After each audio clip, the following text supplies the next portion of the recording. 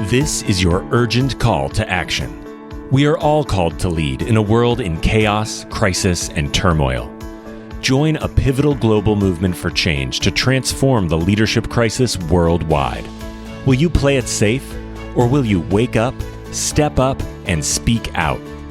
Like Nelson Mandela did for South Africa and the world, we need a radical new way to think, act, and lead, leading boldly into the future. Join host Ann Pratt, a Harvard Fellow and multi-awarded businesswoman, and unlock the best version of yourself to revolutionize leadership with what the world needs now.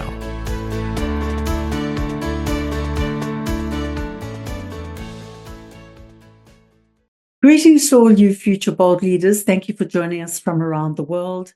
My name is Ann Pratt. I'm formerly from South Africa, and I relocated abroad to attend a Harvard Advanced Leadership Initiative Fellowship in beautiful Boston in the United States of America. Today, our thoughtful bold leader joins us from Johannesburg, the economic hub of South Africa. She is a farmer's daughter, an accomplished chief executive officer who successfully led 2 startups and has spent more than 4 decades in leadership development and learning, creating a global impact. Currently, she is the managing executive of the Stellenbosch Business Institute, shaping future generations of corporate leadership and learning. Stay with us as she shares so much more about neuroscience, the interconnection between brain, mind, body, heart, and soul. Immersive learning, which goes well beyond traditional learning and engages head and heart, and mindset, the future psychology of success. We warmly welcome a pioneering, outstanding woman, my friend Belinda Knight, and welcome to Leading Boldly into the Future. Belinda, my friend, this conversation has been a long time coming. I'm so excited to have you with us today and talk about leading boldly into the future. Thank you. Thanks for having me, Anne. Looking forward to it. Great. So, you're a woman who is a catalyst of change. You're a wonderful startup and build the entity kind of person, which obviously in those startups and as you're building different institutions, they by definition go through a lot of change. And also, as part of that, shifting mindsets to create lasting impact. So I guess up front, what draws you to this work and how do you define a catalyst of change? Such an interesting question that you're asking. Why am I drawn to it? I am really fulfilled when I can watch people shift and change. And if I've played a small part in just igniting them or triggering the thought or the emotion, just that if I could be that trigger and to actually watch them take it and run with it, for me, that's why I do that. If I couldn't get that reaction, then I'm not sure that I would have stayed in this field. But that's why I do it. How would you define being a catalyst of change? It's being able to see the world holistically, so that when you're talking to people and it's looking for what's not being said, and being able to listen to that conversation and going, okay, I'm picking up that here's the kernel, and then that's where catalyst comes from, saying, because here's the kernel, I've heard you say this, is this where we're going?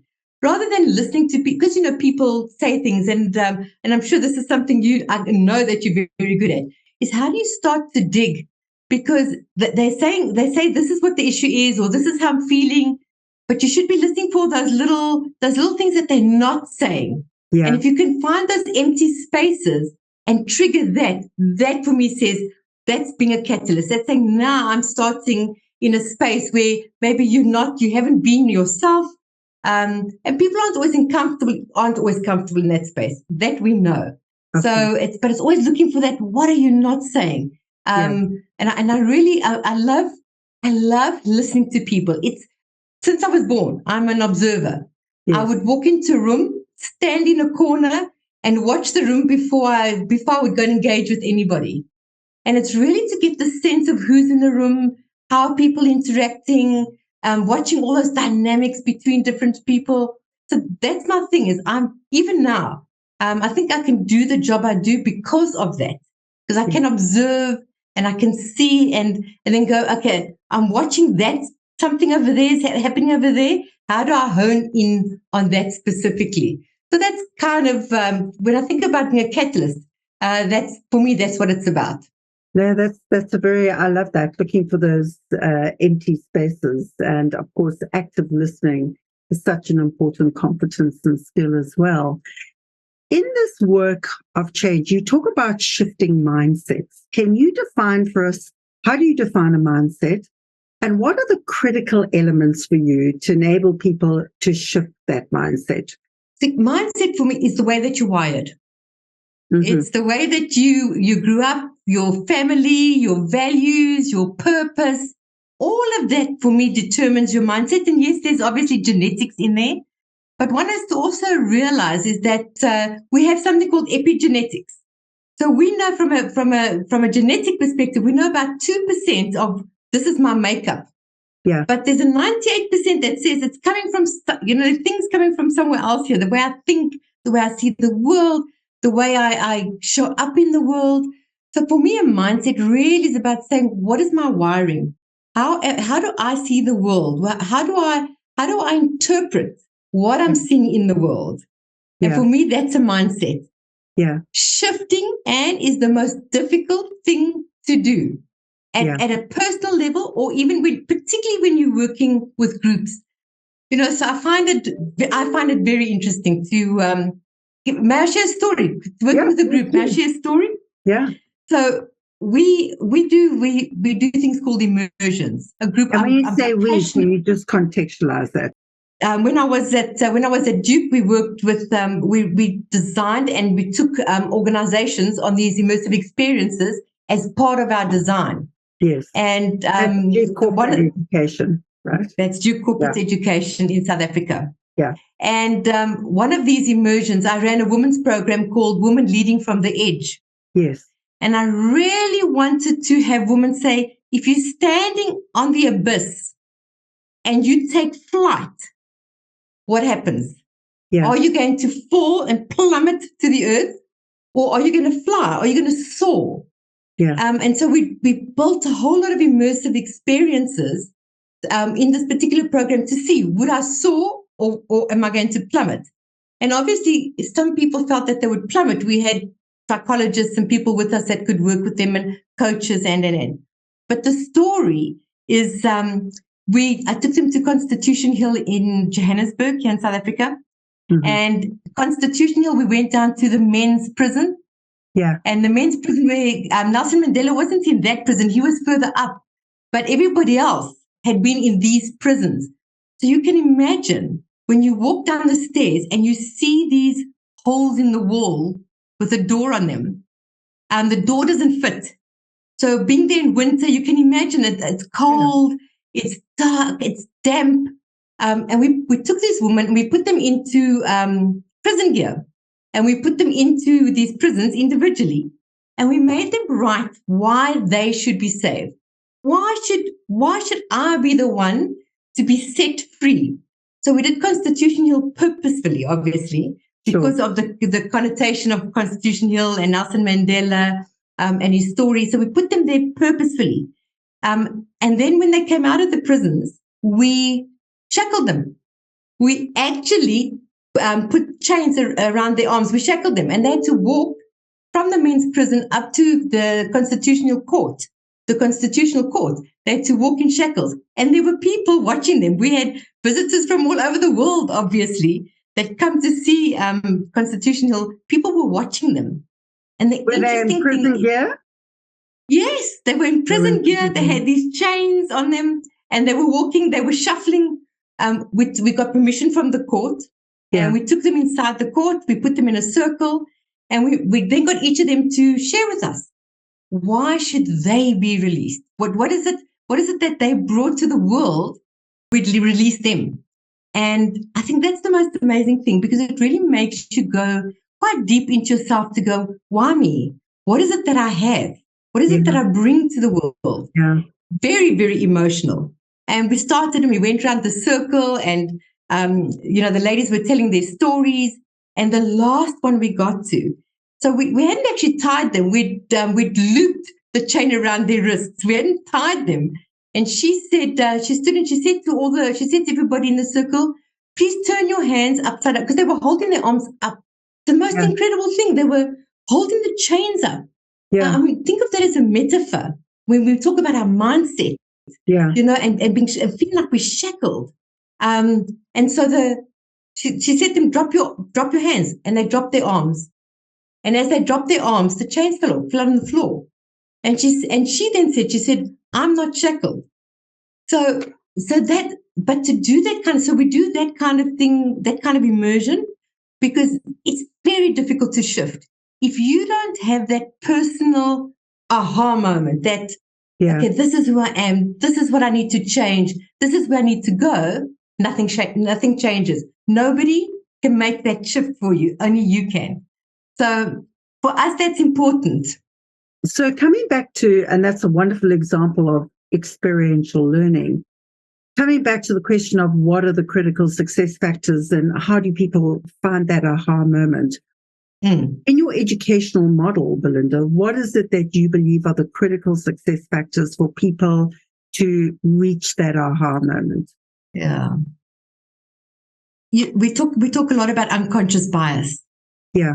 So for me, one of the critical success factors in all the designs that we do, and not just in the designs from an educational perspective, but if I have a platform and I have a moment, I talk about neuroscience. And I'm not a neuroscientist. I just love that knowledge of saying, what is it that happens in my head that determines the words that I say, the way that I come across. So when you look at those critical factors, one has to go back to say, what are some of my unconscious bias that is driving me? It's a critical insight to say, do I know where that bias comes from? Do I know what I need to shift? Because I can't have a mind shift if I'm stuck in my bias. And the bias, as you know, sits in the unconscious. Yeah. So we have to tease it out. You have to have different conversations, be exposed to different scenarios, so that you really start to understand what is it that is triggering me in this, so that I can't make the shift. And that's critical, because once I understand that, I can start to make the shift. And when we look at people who we did a day where we brought somebody in who was a drug addict. Her story was hectic, and it's interesting watching the group, because she was telling her story. And we said to the group before we started, it's her story. Doesn't mean that your story is any different. It's her story. What can we take from it? Because listen, how she had to really understand what were some of those biases that she had that was triggering her, that made her a drug addict. And it's that kind of thing. It's that moment of truth. It's having that. How do you create that moment of truth for yourself? And one of the key things is to understand, what is it that is driving the way I see the world? What's my world? Where's my worldview coming from? And so much of what sits below the waterline is my unconscious. And that unconscious can trip us up, because we don't always think about, we see behavior and we see performance. What we don't see are those things that sit below the waterline, that is really about my emotions, my feelings, the way I think about the world. And that's coming from my unconscious. And to that point, the fact that you have committed to these immersive or immersion experiences, very much built on the principles of experiential learning, to what extent is that methodology critical in taking people back to an experience that helps them reconnect with their most inner truth? Yeah, I don't believe you can shift or change, or if you don't go back to that moment. But there's obviously, and you will know this, is that one has to be so careful, because when we take people back, it can be very traumatic. Sure. When we put people into various immersions, it can be very traumatic. We ran an immersion that where people are on an aeroplane, and the plane's going down, and the crew aren't available, and the passengers have to land the plane. And I've run this immersion about 100 times. And the one group came in and we had a reporter, because then they come out and the press wants to know, this is all set up, obviously, because it's an immersion. And the press wants to know, so if it was your family on that plane, what would you do? Yeah. And one of our participants, his mother had been on a plane that was hijacked. Wow. And she had a heart attack, but we didn't know. Wow. We had no idea. So one can take people into that, but then you better be prepared for those kind of scenarios where you're going to go, okay, now what do we do? Because you can't just pretend it didn't happen or the person didn't say it. You've got to have support. Absolutely. And you've taken them there, so you better be prepared to do something about it. Yeah. So I do think those moments of truth are very important. I also think that, deep self-awareness. When I look at some of our leaders today, I despair. I have to be honest. I'm sorry. I absolutely despair because I don't see that self-awareness. I don't see that I'm saying this. How's it impacting on you? What is it doing to you? There's not that self-awareness. So I think deep self-awareness and constant reflection on saying, if I say this, what impact is it going to have? Can we be more purposeful about what we do? And so that's what these immersions do. We hopefully take people into that space, but one has to always be very, very careful that those triggers for those people aren't real. And what are you going to do about it if they are? I guess what I'm curious about, to what extent is taking people into an immersion a critical success factor and part in terms of taking people into a different space? Could you do this in a classroom? Could you do this in a case study? Why the immersion is the question. Interesting. So if you think about this, is that if we do a case study or we're sitting in a class and we're having a discussion, I can check out. Yeah. I can be thinking about Father's Day on Sunday. What am I going to do for Father's Day on Sunday? Do you know what I'm saying? You don't have to be present. You can shut down your emotions and you can mask. And if you contribute, you're almost saying to yourself, I need to be safe. So when I contribute, what am I going to say that I feel safe saying? And if some people are not going to say anything because they don't feel safe. The minute you take somebody into immersive experience, first of all, it's a metaphor. So it's not something that they've done before. Yeah. So I don't think many people, if I go back to Constitution Hill, not many people have been in prison in Constitution Hill in the generation now. So we take people into a situation where it's a level playing field. It's not something that your brain can, our brain has to collect the dots to connect them. Yeah. And when in a classroom or or when we're doing a case study, I'm listening to other people and so I'm connecting the dots. That really is talking to the group. But when you go into an immersive experience, it's emotional. It's really about you and your emotions. You can't borrow a phrase or an emotion from somebody else. It's about you. And that's why I think immersions are the way to learn, because you have to confront yourself. You have to be thinking for yourself. You can't be part of this debate in the classroom. Yes, I have an opinion. And yes, I have a point of view, but I listen to people and go, you're right. And then I'll give my point of view, So, but you can't do that in immersion. Immersion is just about you. It's pressure. Yeah. So you go, it's time-based. So you don't have time to go, okay, let me think about this, because it's pushing and it's driving. So it's really that deep emotional connection that we look for, because when I do that, my brain goes, okay, this is different. Yeah. I've not experienced this before. What is happening here? And the minute you open that up, you open up the unconscious, suddenly you start to see the world a little differently.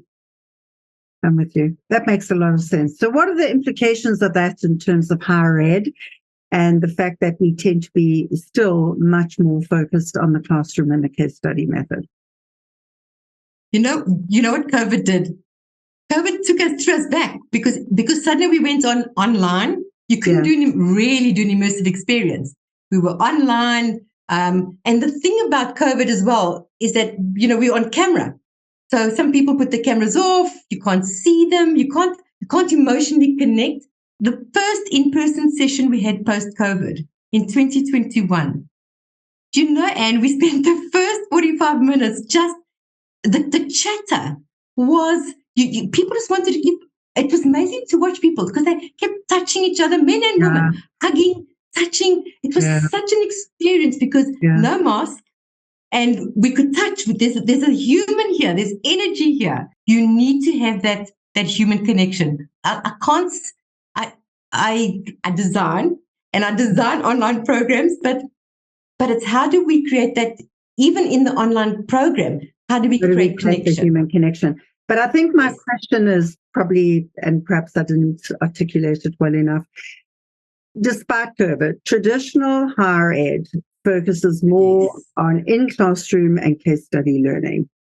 So against that traditional model, which obviously has value, there is learning in those case studies. What are the implications for higher ed and how they design their educational programs? And where does immersion experiential learning fit in? Do we need to shift the traditional learning model? And if so, how? People are, I think some people are going to throw eggs at me when I say this, but I believe that traditional education is going to die. I don't think it has a place in the world. It's losing its value. When you can do what they're doing in a classroom, when you can read the content online, you can answer the assignments online. Really, what do you need? What do you need the classroom for? What do you need that traditional higher ed for?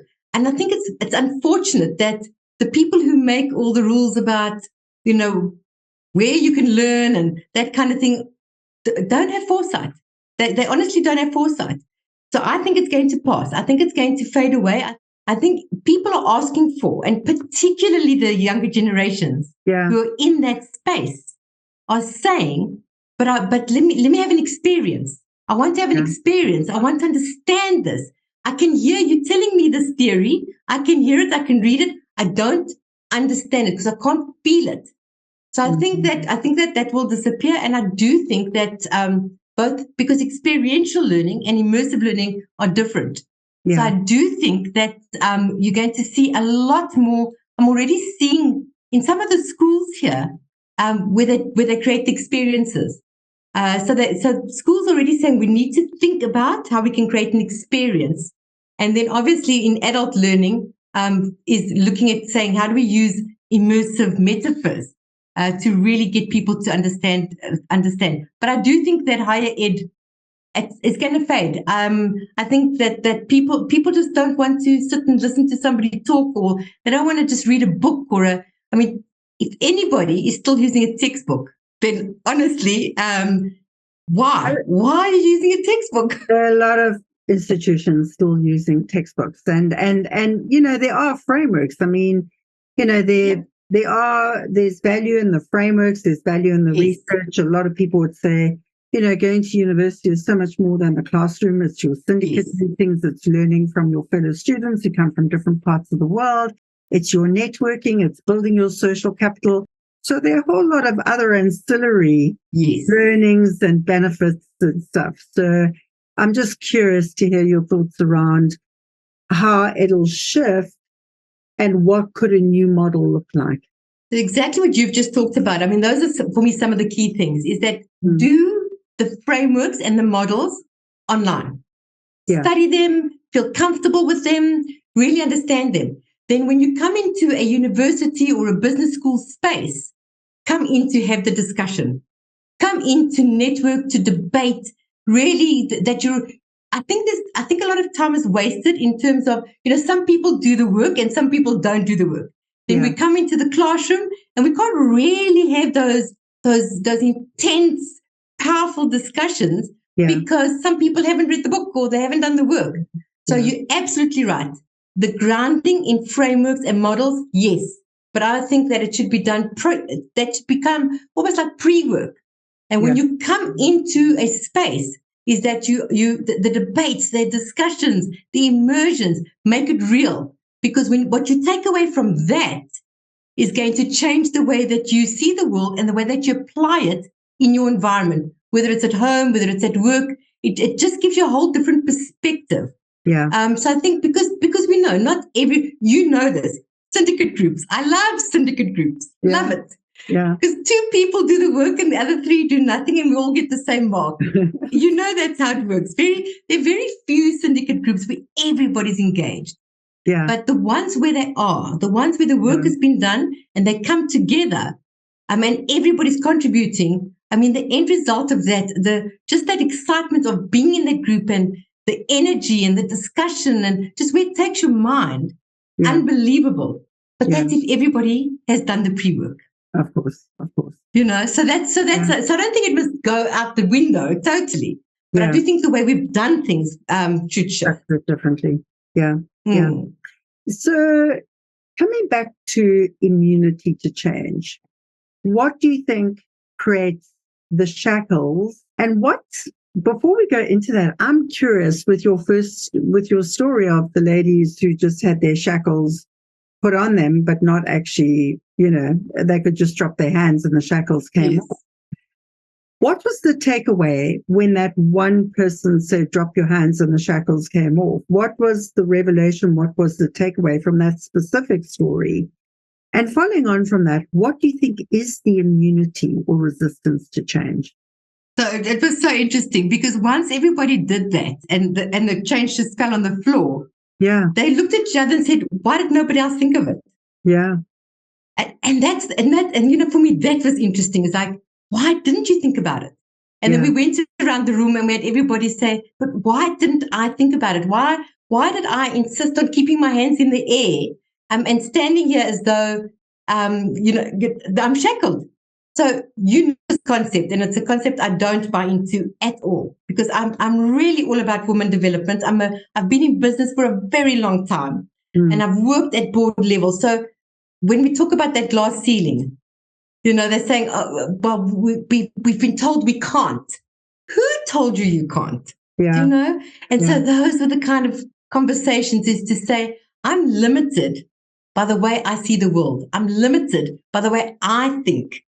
So when you say, what is that immunity to change? It's really the way I think. It's the way I see the world. And I think, being able to expand your thinking, be able to just see the world a little differently. I think you need to go and look for experiences.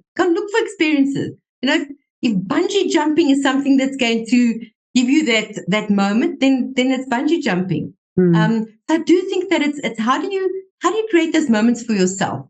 Not everybody has the ability, and I really understand this. It's not everybody has money and can travel and see the world and create those experiences, but you can create those experiences at home. The way that you made the birthday party, the way that you walk in the streets and what you're seeing and the conversations you're having, it can be that simple. Is to say it really comes down to my mindset. So that resistance is that we know the brain doesn't like change, and that's a fact. Any research is going to tell you the brain is all about survival. It doesn't like change because then it doesn't know what to do. If this change is coming to you, it goes, okay, what am I doing now? And I don't want to sound like a cliche, but fight, flight, or freeze. It has to do something because that's how our brains are geared, and we have to overcome that.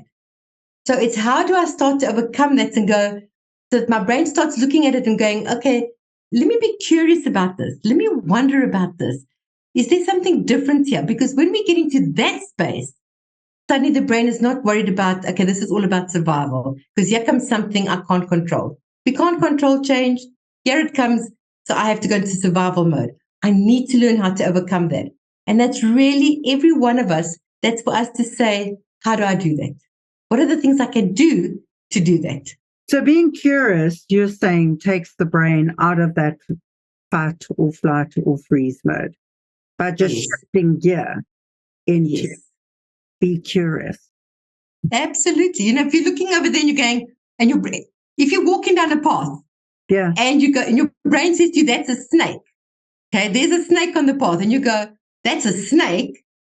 I'm out of here. But if you're walking down, you're going, is it a snake? Or is it a piece of wood that's laying there? And I start to approach it instead of just, I'm out of here, fight, flight, or freeze. Yeah. You know what I'm saying? I mean, that's a very simple example. Yeah. But suddenly I'm looking at the world very differently. Yeah. And also think we have to be careful of giving metaphors or stories that people can't relate to. Because if they can't relate, then it's they'll hear it, but nothing shifts, nothing changes. Yeah. People must be able to relate to the stories. Sure. So you've you're a passionate scholar of neuroscience. What do you think the critical brain factors are and principles you've identified in neuroscience that either support people shifting and transforming or don't?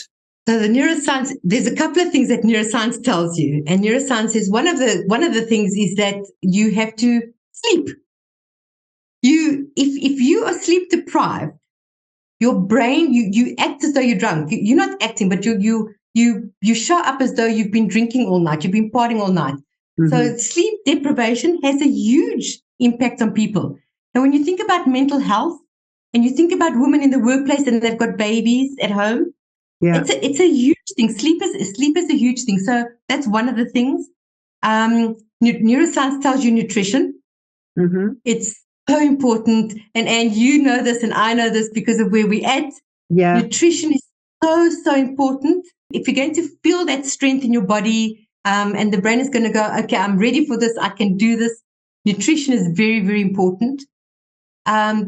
Mindfulness. Yeah. Mindfulness, there's a saying that I have. My team know this. Everybody who's ever met me knows this. Yeah. I have this saying that says, slow down to speed up. So when you slow down, so I know a lot of people say, stop and smell the roses. That's really what it is. It's like, slow down to speed up. Yeah. And it's really important to be that mindfulness, to be mindful. Neuroscience tells you that movement is important. Movement is not exercise. Is that, again, COVID, we landed up sitting in our chairs for 16 hours a day, being online. You don't move. You're sitting. You're not moving. The body has to move. Very, very important for oxygen, just for the health of the body. And then the other thing is exercise. Yeah. And it's getting that, the heart rate up and getting everything moving. And so those are the important things. From neuroscience, if you go and look it up, those are some of the key things that neuroscience are going to say to you, you must do this. Yeah. And all of that contributes to high performance. And all of that obviously then contributes to I want to say this being agile, this ability to shift and change. And when you say, are you talking about just holistic health and well-being, being able then to perform, and that gives you the energy and the openness to shift and change? Yeah, you think about it like this: if you've been for a jog or a long walk, not everybody's a jogger, but if you've been for a jog or a long walk, just being out in the open, the fresh air, taking in air, your body and your mind feels refreshed. Yeah. If we don't do that, then the opposite of that is I've sat at my desk for 16 hours. I've been online for 10 of those 16 hours. Yeah. I'm absolutely fatigued and my brain is going, okay, I'm done. I'm out of here. Yeah, and anything comes at me,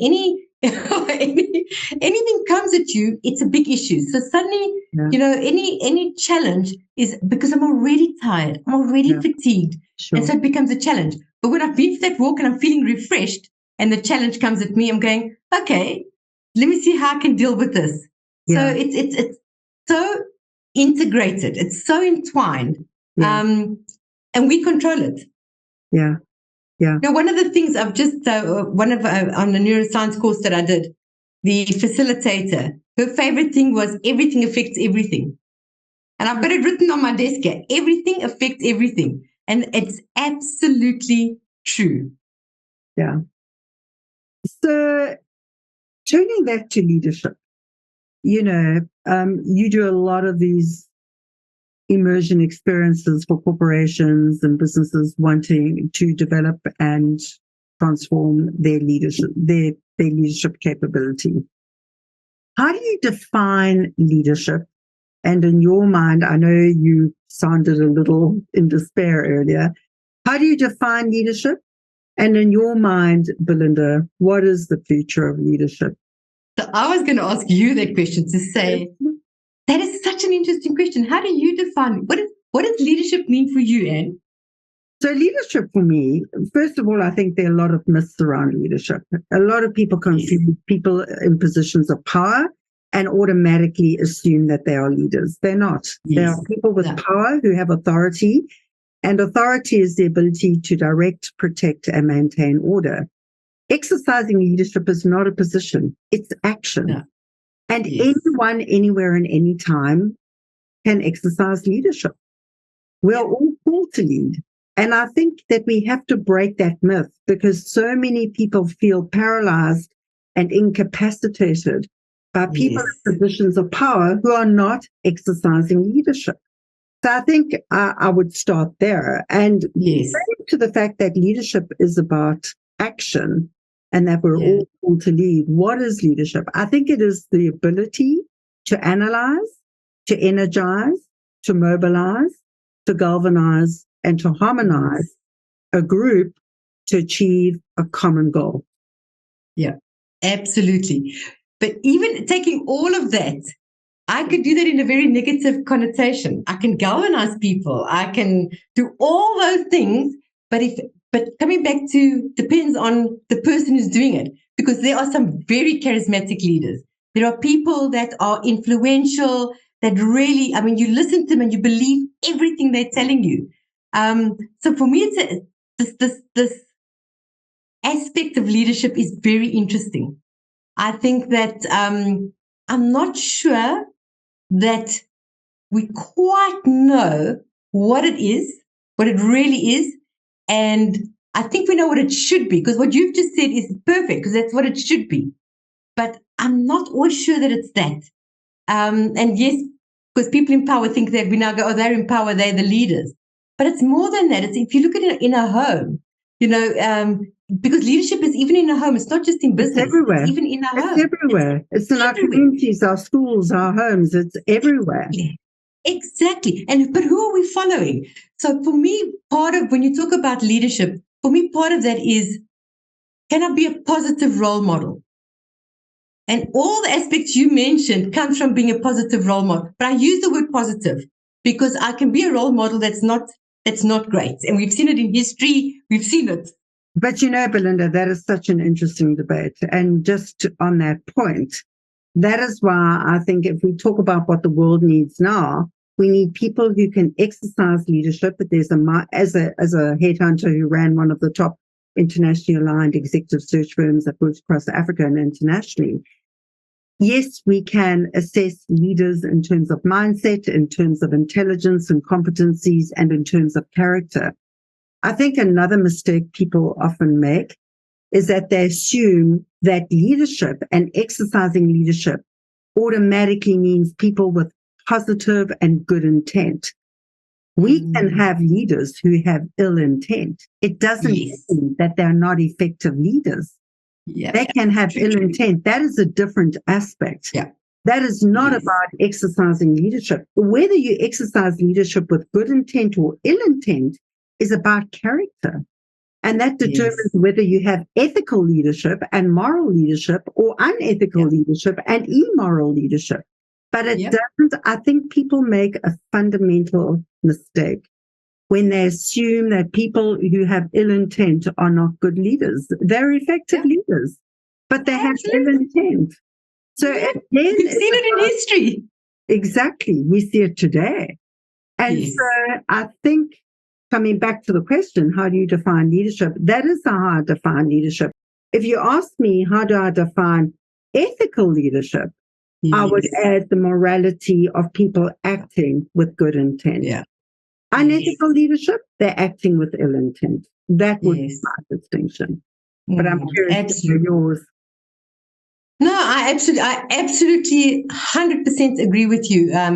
But for me, that's exactly, it's about, for me, leadership is about, you know, particularly in corporates and in homes, is that for me, is that role model. It's that positive intent, because exactly what we've just said, but really, if we're wanting to change the world and we're wanting to create a socially safe space for our children and really to grow what already exists, then we do need to think about how do we have this positive intent and role model positive intent.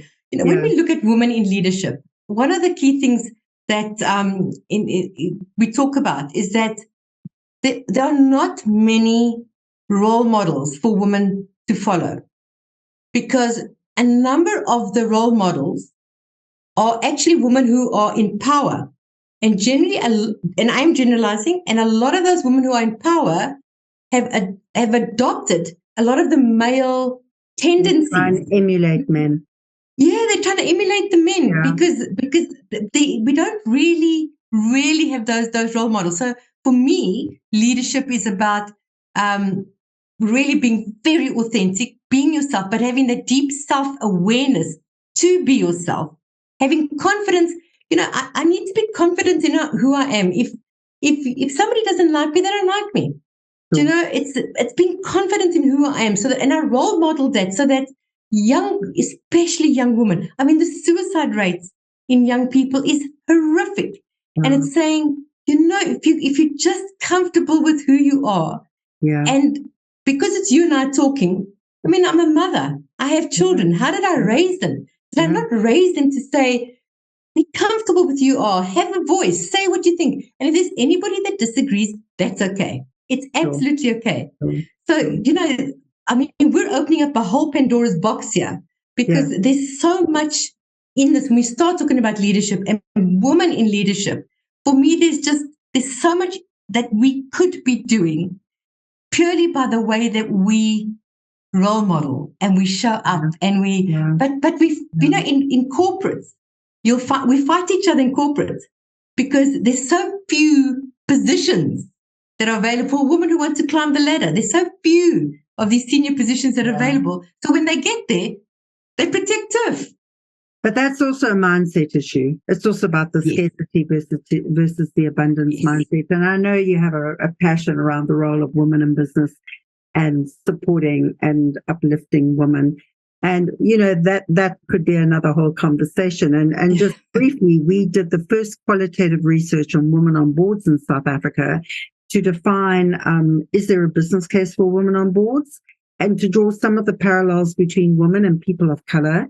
What are the parallels? And just to your point, Belinda, one of the things that did come out, and our sample were equally men and women, but what did come out was this issue of women trying to emulate men. And the key differentiator and the business case for women on boards was for women to fully embrace being a woman and bring their perspective and their unique gender gifts. I mean, that was a big finding.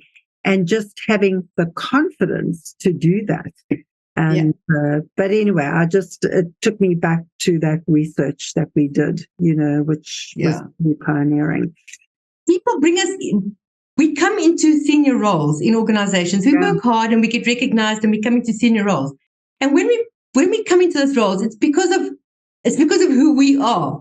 And then we lose who we are. So exactly what you're saying is that you were brought in because of the skill you have, the abilities that you have, the way you think, there's so much that you bring to the table, and then you have the role and you no longer bring that to the table because you're now emulating what you absolutely are not.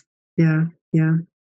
So what are the big issues that keep you awake at night, Belinda? If we think about the big challenges, not only in South Africa, but Africa and the world, what are the kind of top one or two things that keep you really concerned and awake at night? I think the two key things. The first thing for me, the two key things. The first thing for me is that if we just keep going the way we're going globally, and particularly in Africa, because I've traveled Africa. If we keep going the way we're going, what is there for our children? What is the? It's not a legacy. It's about what is left for the children. What kind of life are they going to have? Is it going to be a life of war, of constant scarcity, of do you know what? So that keeps me awake. Probably because I have children and grandchildren. So it's a big deal. And the second thing is the safety of women. It doesn't matter where you go. there are a lot of places in the world that you can't walk alone. You can't walk alone. And I think that's unfortunate. I think that it's so restrictive in terms of what we can and cannot do because we're female. So for me, it's always about saying, how do we, those are things we cannot change. I have no influence there. I cannot change that. The only thing I can do is say, let's be very aware of that, but be confident in ourselves and go and take up a martial art. Go and do something that you can protect yourself. Yeah. Because I think that really keeps me awake at night to say, if somebody breaks into your home or you on the street or you're getting hijacked or whatever it may be, how do you protect yourself? Yeah. Yeah. So those are very important. Those two things are important for me. I share the empathy around both of those issues. Just on your first point, to clarify a little more, when you say you worry about the kind of world we're leaving for our children and grandchildren, what is it specifically that is bothering you in terms of what humanity is currently doing or not doing? So I know we talk about climate change. The glaciers are all melting. There was a whole documentary on that. And what is the impact of that? We ran an hour on biomimicry. And we had a biomimicry specialist come and talk to us. And if you ever have an opportunity to sit with one of these biomimicry specialists and they tell you about our planet and the extreme balance that is going on for us as humans to breathe on this planet. Yeah. And one of those things goes out of balance, that's it. That's the end of humanity. It's the most frightening thing. And yet, here we are, and we have so much going on, and we don't look after what we have in terms of the planet, you know? Yeah. So those kind of things. When you talk about are you talking about the concern around how humanity has not understood or respected its relationship with planet Mother Earth? Yes. And other species. Is that what you're alluding to? Exactly that. The devastation of the forests, just the way we've heard this so many times. And I think maybe that's why we've heard about the ozone layer and we've heard it now, we don't hear it anymore. Yeah. And now that we start to watch, I mean, and you're not here in South Africa right now, but you know, we had an earthquake, 4.8. It's like, what? The house shook. And I was laying here going, my dog was going nuts, and I was going, is this going to stop at some point? My kids were, did you feel that? So we had a huge earth tremor, hit 4.8. Wow. Where does that happen here? You know, we live in Johannesburg. We don't have rain in winter. Our rain is in summer in Joburg. It's raining. It rained a few days ago. So we don't think about the impact on the planet. We don't think about our relationship with the planet. And things are shifting and changing. And we're going, everybody's talking about the earth tremor and the rain in Joburg, but nobody does anything. It's just, we no longer hear it. And that's what my concern is. So coming back to immunity to change, how do we shake the shackles? Yeah, it's going to be one person at a time. I can't see that. I think that it's one person at a time, and it's having the right conversation, looking for where we started this conversation, is looking for, listening for those, where is it that I can go with you? What is it that I need to be prodding? And it's really one person at a time. But bearing in mind that one person will go off and have the conversation, and then that person will have, and so we just create this huge, you know, everybody starts to have the conversation without us doing it through the media.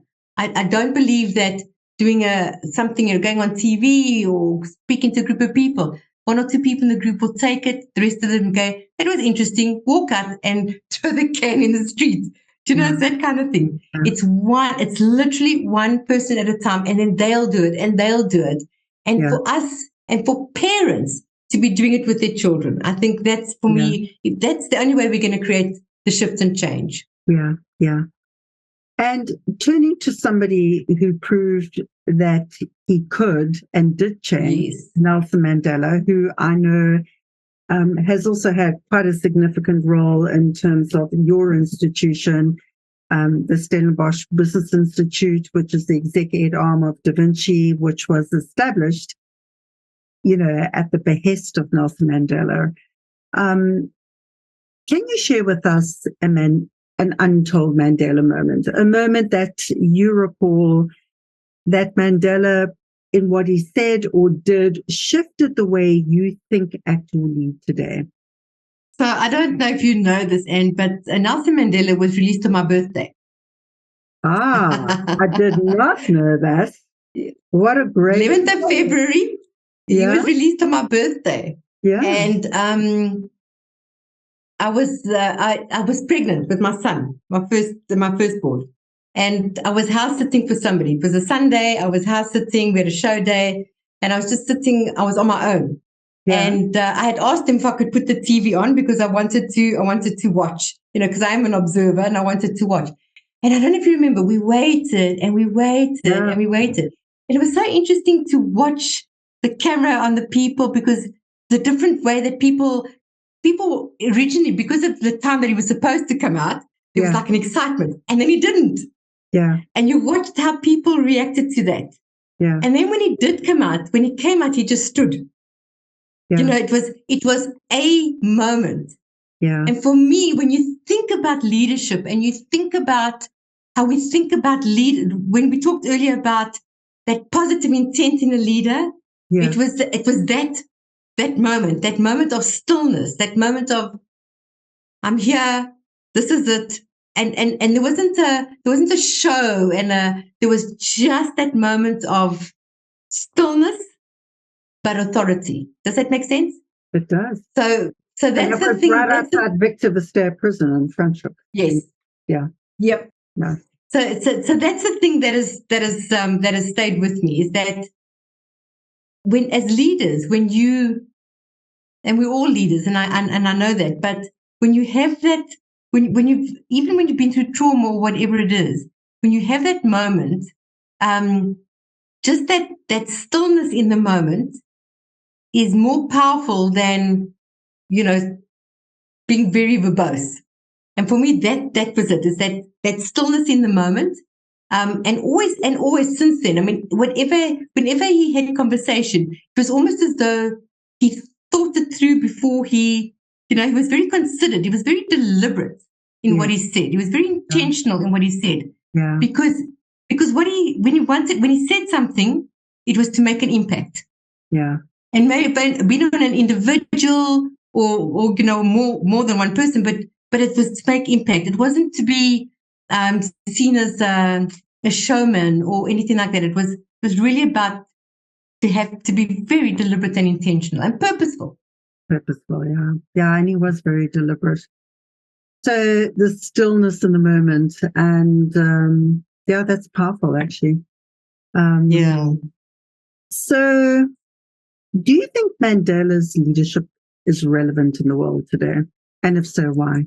I wish, because of what I've just shared with you about being very deliberate and intentional and being very open. So also one has to consider, no matter, the 27 years in prison, that when he came out, when we look at what he did with the World Cup, it wasn't about it. He could have come out and he could have been really negative and taken the world apart, but he didn't. So one of the important things is to say that stillness, that being deliberate, intentional, having an impact, but having a positive impact. So I digress a little bit. For me, what's really important is that when we do these women's interventions, I always say to the woman, I don't want to leave a legacy, because when I'm gone, people might remember me for a period of time and then I'm gone. I would rather live my legacy. And the thing that we always say to them is, how are you living your legacy? And if you look at Nelson Mandela, he lived his legacy every day. You didn't have to guess what his legacy was. He was living it. Yeah. So yes, there is a legacy post. But even now, I mean, if you think about it, so my granddaughter is not going to know Nelson Mandela unless we tell her. Yeah. Because she didn't live. She wasn't, he's no longer here. But how do you bring that that legacy to the world. So for me, it's key is that he lived it in time, and in that legacy, he made a huge impact, not only here, but we know this across the globe. Yeah. Yeah. So that's leadership. Is that relevant today? It should be. It should be. It's not, and it should be. I think people have moved so far away. I know you like to get to the kernel, you like to get to the core, but I don't really know where we at post-COVID, because we need it. We need it more than ever. We need that kind of leadership, but I'm not seeing it. I'm not seeing it in organizations or in governments. It might not be there, which the question is that type of leadership relevant in terms of what the world needs now, today? I think so, more than ever. You have to pause and reflect. We don't press the pause button. We don't press the pause button and go, what I say now is going to impact people. So because leaders don't stop to think of that, they are, youngsters go out and shoot up a school, or there's, I think, absolutely, it's more relevant than it's ever been, because it's that ability to pause, reflect, be still, think, what am I doing? Can I be purposeful when I do this? But from a positive perspective. Yeah. And I think that it really is, we've lost it, but it's needed, definitely needed. Yeah. So shifting gear a little, a couple of fun facts. Tell us a little about, what about your childhood is one of your favorite memories? So again, it's so interesting, hey, because people, when people who know me now, people who if you talk about Belinda Knight in the last 10, 15 years, whatever, know a persona. What they don't know is that I grew up on a farm. I grew up on a farm, barefoot, no running water, no toilets. What, whereabouts? What kind of farm, whereabouts? The farm was out near Aikenhof, Walkerville, here in south of Johannesburg. And we didn't have, I'm going to say it's a dairy farm, but we did not have a dairy farm with all the equipment, whatever. We had cows in a kraal that we used to, in the morning, we used to sit and we used to milk.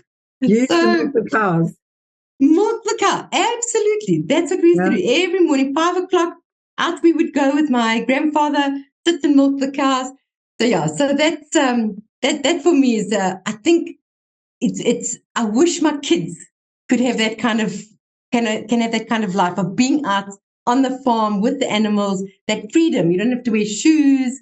I used to get a hiding, I have to tell you. I used to get into trouble so often for not wearing shoes, but it was my thing. Don't wear shoes, I'm on the farm. You're on the farm, you're connecting with Mother Earth. Absolutely, exactly that. So is that one of your favorite memories? Yes, absolutely. What is one other thing about your childhood that people don't know about you that really was an aha moment that shifted the woman you are today? I was very shy. Mm-hmm. Very incredibly shy. I couldn't drink out of glass. Okay? Because I used to bite the glass. So I couldn't drink out of glass. I used to have to drink out of plastic cups because I was incredibly shy. Yeah. And I was in grade 11, and I was nominated to be a prefect the following year. And then I was nominated to be on the dance committee for the matrics. And it was such a moment, because I was so shy. I didn't think people knew who I was. I thought, I'm kind of in my corner. Nobody knows who I am. I go to school, do my homework, go home. Nobody knows. So those for me were really defining moments to say, you have the ability. This is my thing. I'd love for young women to find it sooner than in a grade 11 or matric, but I did. And for me, those were really defining moments to say, you're seen, you have the ability, and that really gave me the confidence, I think, to be where I am today and to achieve the things I've achieved. And by the way, did you go to a farm school, or which school did you go to? In grade 1 and 2, I used to travel 50 kilometers into school and 50 kilometers out of school. Because I went to school in town. So my grandfather used to drive me to school, then go to work, then pick me up and bring me home. So we used to drive 50 Ks to school and 50 Ks back in my first 2 years of school. What town did you go to school in? It's an area called Robertsham in Johannesburg. In Johannesburg. Near Winchester Hills. I went to school there. Okay. So yeah, so it was people. So these are things people, you look at people, you look at people and you make assumptions about them, but we don't always know their stories. Of course, of course. So, third fun fact: what is it about being a mother and a grandmother that is so valuable to you? Well, I love my kids. I mean, I absolutely adore my kids, and I know most mothers say that. I'm a single mother. I have been a single mother for over 16 years. Wow. And and my son, my daughter, and I have really, we call ourselves, we're this tiny little group. And yes, now my son is married and he's got children, but what we went through has really kept us together. And I think that the beauty of watching my kids turn into adults and follow their own footsteps and achieve, and it's fantastic. I mean, it's so fulfilling. In our few final moments, any other thoughts you have around the future of leadership, what the world needs now? And I think if we don't wake up, and honestly, I think we're in a spiral. And globally, are you talking about globally, or are you talking about the globally? I think globally we're in a spiral. Yeah. South Africa, very much so. I mean, we've heard this week about possible sanctions again and that kind of thing. So I do think we're in a spiral, and we need to do what Nelson Mandela did. We need to pause and reflect and go, okay, how do we stop the spiral? What is it that we can do? Yeah. And but I'm not just saying, here's the other thing. We look at government and we look at people in power that we now call leaders and going, no, you must do this. Yes, they have a role to play, but so do we. I think every person has a role to play. And if you just think about what is it I can do in my sphere of influence? Absolutely. How can I change things in my sphere? And even if I'm having a conversation and people are negative, how can I change that how can I help them to be more positive? And just if each of us in our spheres of influence can really start to have a positive impact, imagine that ripple effect, imagine what we could achieve. Yeah. So it's not just about looking at people in those power positions that we call leaders. I think it's for all of us. But if we don't pause and reflect and review and say, where are we now and what do we need to shift? And have that moment of stillness. I don't know where we're going to land up. And it's a worry, it's a concern. Yeah, I get that. If Mandela were alive today, what do you think he would say to our generation and the next? Well, I think it would be very much the way he was, is saying, looking for, let's look for that common ground. Let's look for that respect amongst each other. Let's understand each other. Let's listen to each other. Yeah. So I think, all of that I think would still be in play, but you need somebody who has that kind of, I want to say almost charisma, energy that people want to look up to. So, I'm not sure that there are many people like that right now that you want, that you aspire to say, I like that. I want to have some of that. So I think that's missing. For me, that is absolutely missing right now. So if he was here, I think just that the way that he used to not just listen with intent. Yeah. Have that stillness, be deliberate in the way that he impacted people. And really also I think look for those, I'm listening to what you're not saying and how do I go there? Yeah. That's what we need. And we're needing somebody who has that kind of energy, insight, understanding, really to be able to shift what's happening. Yeah. Belinda, thank you so much. And thank you for coming to share your insights, your wisdom, and your passion. You certainly are and continue to be a catalyst for change. Thank you. Thank you, Anne. I really enjoyed it. Thank you so much. And thank you for the platform. Thank you. You're welcome. Friends, mental mindset is the new psychology of success. Is your mindset a rocket for success, or does it keep you shackled in chains? Talking to my dear friend Belinda Knight, the managing executive of Stellenbosch Business Institute in South Africa, a business school that goes beyond business, paints a vivid picture of her immersive learning programs to help executives learn and lead. How many of you, like Belinda's leaders in training, are stuck in shackled chains? when all you have to do is take those shackled arms, drop them by your sides, let the chains fall off, and set yourself free. Our mindset, which is an established set of attitudes and beliefs, works in a similar way. Let me explain. When life sends us a big wake-up call, like the loss of a loved one, the diagnosis of a chronic life-threatening disease, a government that pulls back life-critical benefits, or a nation that goes to war, and we are stuck in chains, we are often mindless, thoughtless, and robotic in our thinking mode. We cling to silent, tired, and old attitudes and beliefs that automatically chart a familiar and limiting pathway. We often react in the moment, blame others, stay stuck in despair, or feel an anger towards those in power, or upset with what life and the world has given us. People stay stuck in a fixed mindset and shackled in chains. People may pretend to know it all, but we know they are pretending.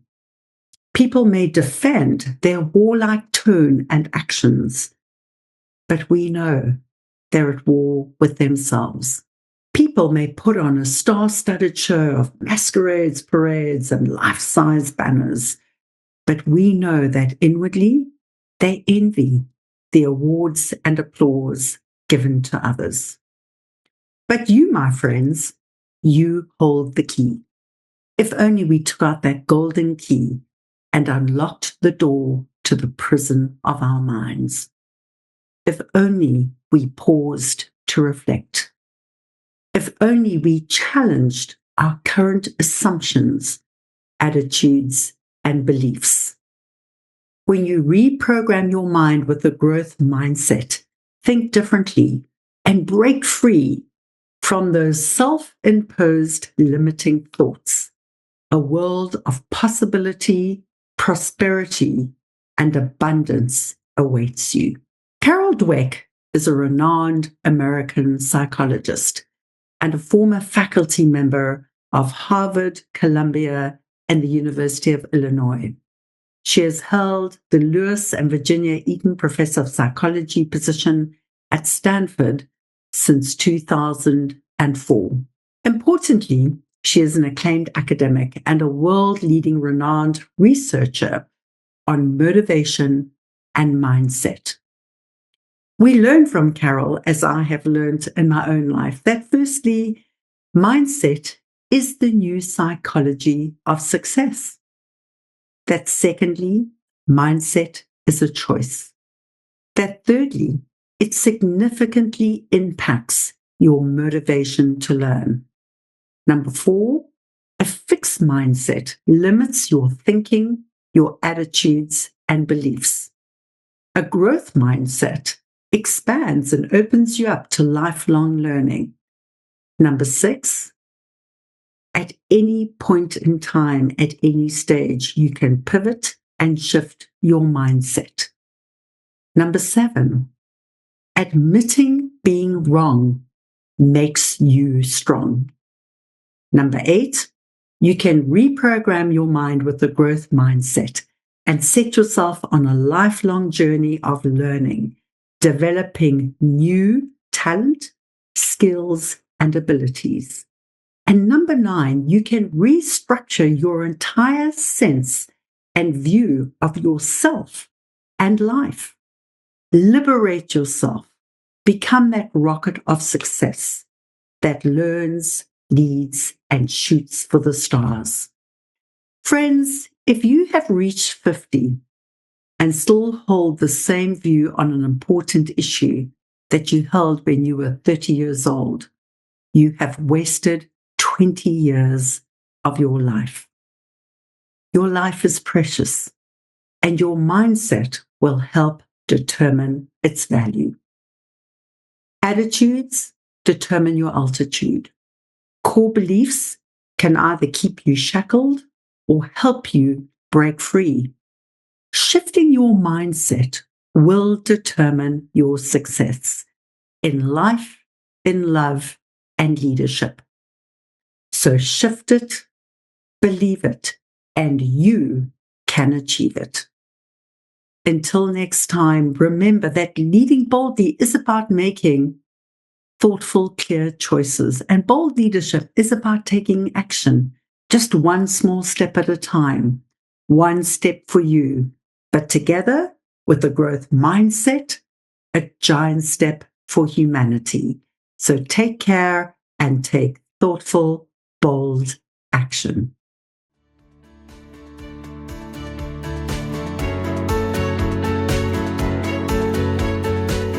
Thank you for listening to this episode of Leading Boldly into the Future. Please find links and connections mentioned in this show in our blog and never miss an episode by subscribing at anne-pratt.com. That's ANNE-PRATT.com. May these insights from inspiring industry leaders, remarkable disruptors, and courageous champions of change bring forth a brand new you, emboldened, empowered, and ready to inspire hope. Come back soon, share with your friends, sign up on anne-pratt.com and join our movement for change. Why? Because the world needs you to lead boldly too.